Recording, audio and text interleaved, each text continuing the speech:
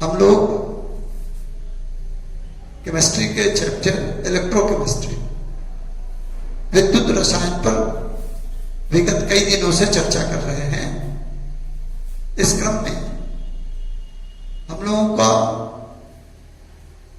अगला टॉपिक है, चर्चा का अगला बिंदु है अनंत तनुता का घोल, सॉल्यूशन ऑफ इनफाइनाइट डायल्यूशन।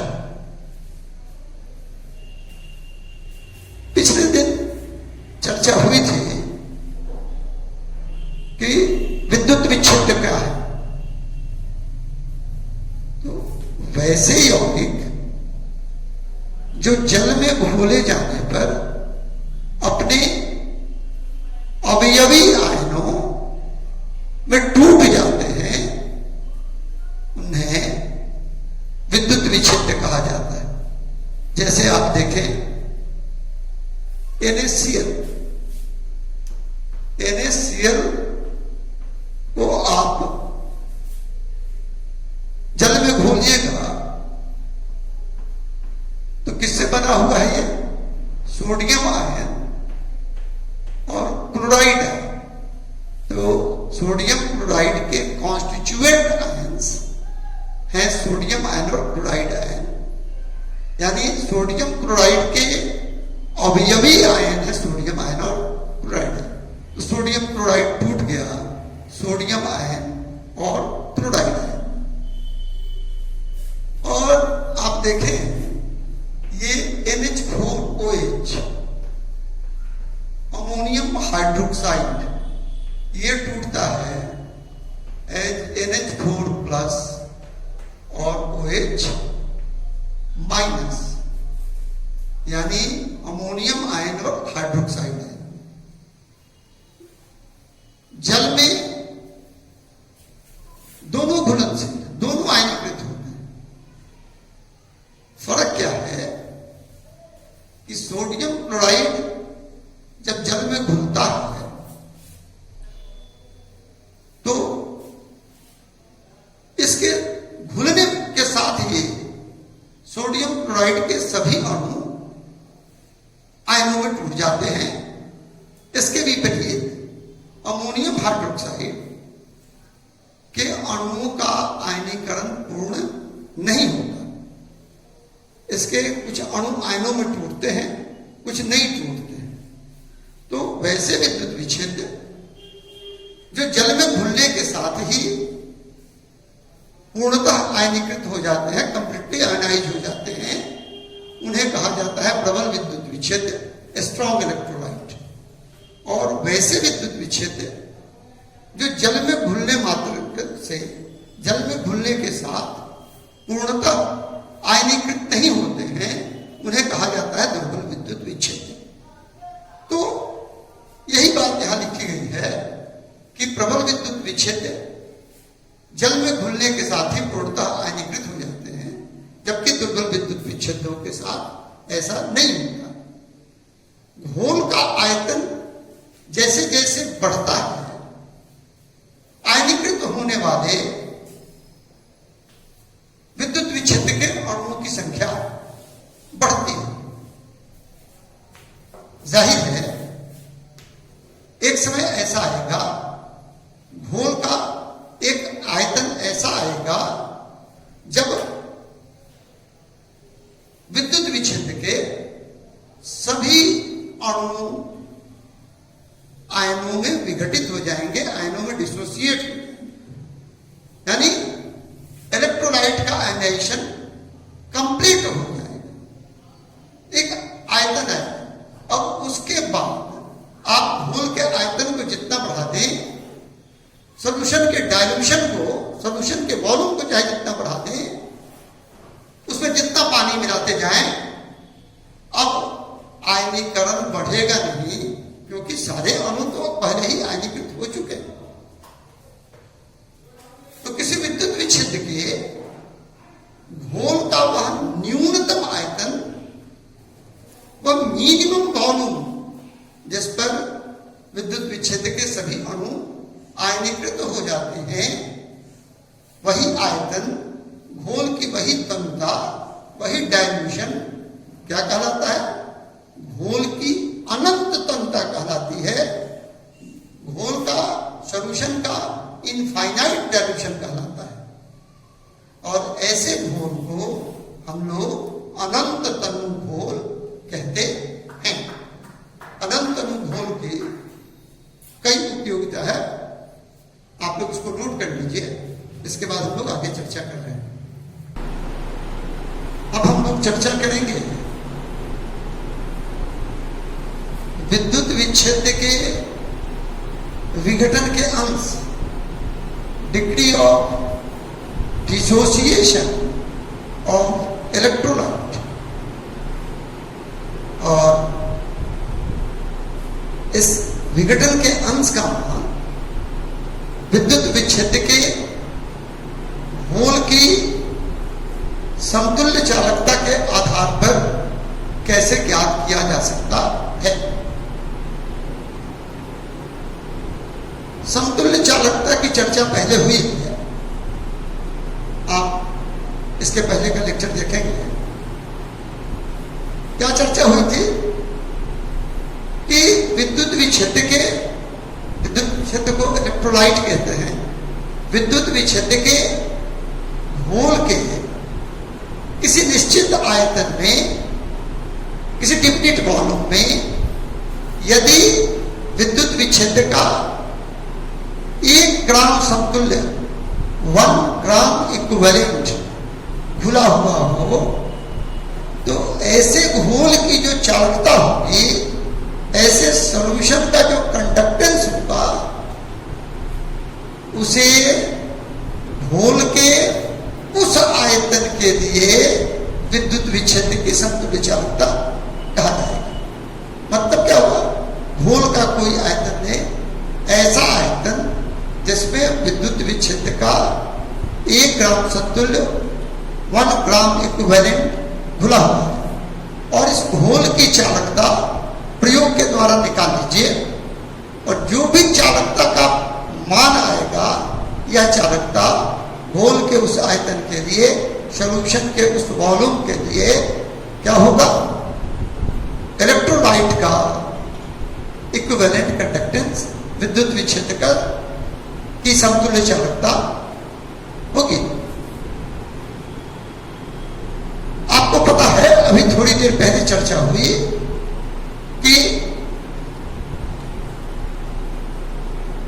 घोल का आयतन बढ़ने पर, घोल की तनुता बढ़ने पर, सॉल्यूशन का डाइल्यूशन बढ़ने पर क्या होता है? आयनीकृत होने वाले विद्युत विच्छेद के अणुओं की संख्या बढ़ती है। यानी जैसे जैसे सॉल्यूशन बढ़ता है, अर्थात जैसे जैसे सॉल्यूशन का वॉल्यूम बढ़ता है, अर्थात सॉल्यूशन का डाइल्यूशन बढ़ता है, वैसे वैसे आयनाइज्ड होने वाले इलेक्ट्रॉन के मोलकुल्स की संख्या बढ़ती। अधिक से अधिक संख्या में अणु आयनीकृत होने लगते हैं, और एक समय आता है जब उसके सारे अणु पूर्णतः आयनीकृत हो जाते हैं। घोल के इस आयतन को क्या कहा जाता है? इस तनुता को क्या कहा जाता है? घोल की अनंत तनुता, इनफाइनाइट डाइल्यूशन ऑफ सॉल्यूशन। अभी थोड़ी देर पहले चर्चा हुई थी। और ऐसे घोल को क्या कहते हैं? अनंत तनु घोल, सॉल्यूशन ऑफ इनफाइनाइट डाइल्यूशन। तो देखिए, विद्युत विच्छेद के विघटन का अंश क्या हो गया? अल्फा। घोल के किसी आयतन पर विद्युत विच्छेद के आयनीकृत होने वाले अणुओं की संख्या, मान लीजिए कि 100 अणु आपने डाला है, उसमें से 16 अणु आयन में टूट गए, तो ऊपर का मान कितना हो जाएगा? 16। शेष बचे रहे कितना? 84। तो क्या हो गया? 16 अणु आयनों में टूटे हैं 100 में से, तो यहां पर अल्फा का मान होगा 16/100, 16/100। अगर परसेंटेज में, प्रतिशत में निकालेंगे तो आएगा 16%।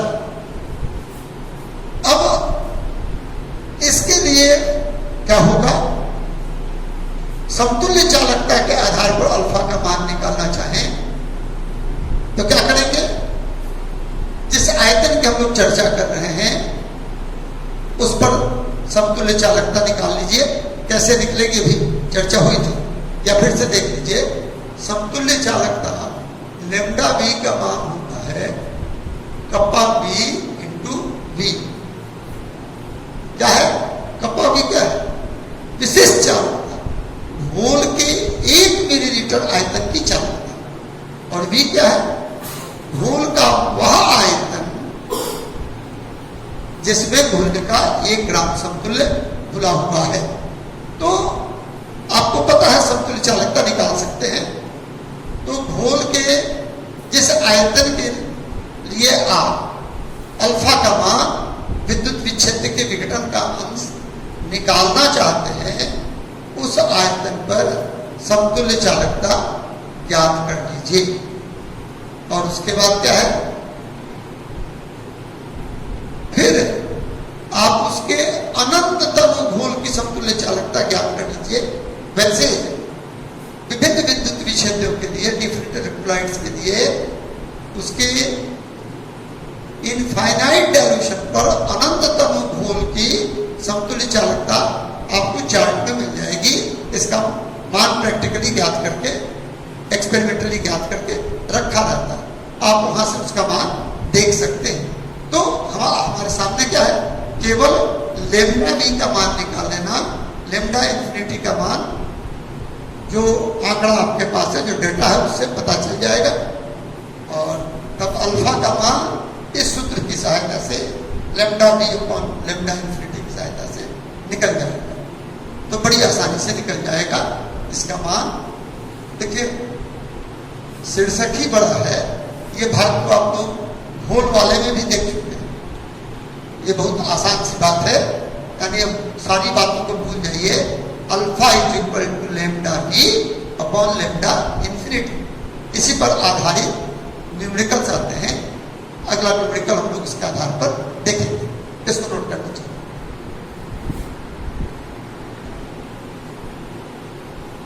विद्युत विच्छेद के विघटन का अंश ज्ञात करने के लिए जिस तरह के आंकिक प्रश्न आ सकते हैं, उसका एक उदाहरण यहां पर दिया हुआ है। क्या दिया हुआ है? हाइड्रोक्लोरिक अम्ल का घोल है जिसकी सांद्रता, जिसका कंसंट्रेशन है 1 और इस घोल के लिए तुल्यांकी चालकता, इक्विवेलेंट कंडक्टेंस का मान दिया हुआ है यहां पर 332.3 332.3 पर सेंटीमीटर स्क्वायर पर इक्विवेलेंट। ये इक्विवेलेंट कंडक्टेंस का यूनिट यहां पर दिया हुआ है।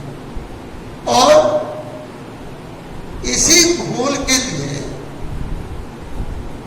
अगर ये घोल अनंततम हो, इनफाइनाइट डायल्यूशन का हो, तो क्या दिया हुआ है?